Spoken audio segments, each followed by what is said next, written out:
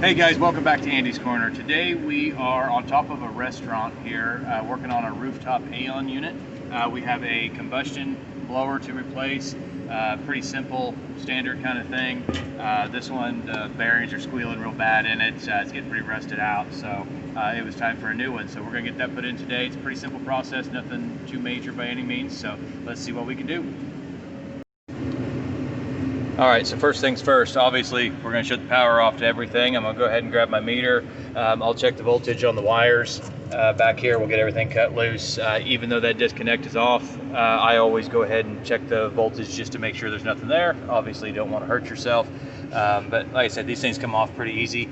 We've got a screw there, one there, and then one on the back side back there that's a little harder to get to, but that inducer pops off there.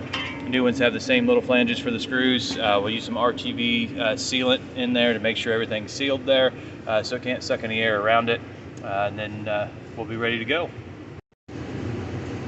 Okay, so a couple of quick things. This new inducer here, it does have, if you can notice, it's got 3 power wires on it and a ground, versus the old one just has black and white, just 2 wires. This motor does have, and it says it right on the side, we've got for 208 or 230 volt.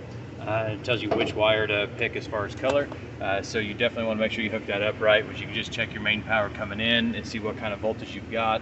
Most in our area, most of our 3-phase coming in is around that 208. So, but you always want to check just to make sure. And then another thing, all this old, get the camera in there right, all this old sealant and everything that's on there, any pieces of rust, stuff like that, you need to get that all off there and cleaned up before you put the new one on. That way you can seal it off like it's supposed to be.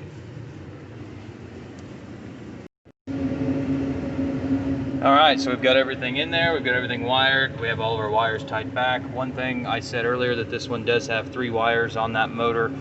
Make sure you do cap off the wire that's not used, depending on what voltage you're using, cap it off. Again, make sure everything's sealed. And now we'll turn it on and see what it does. Look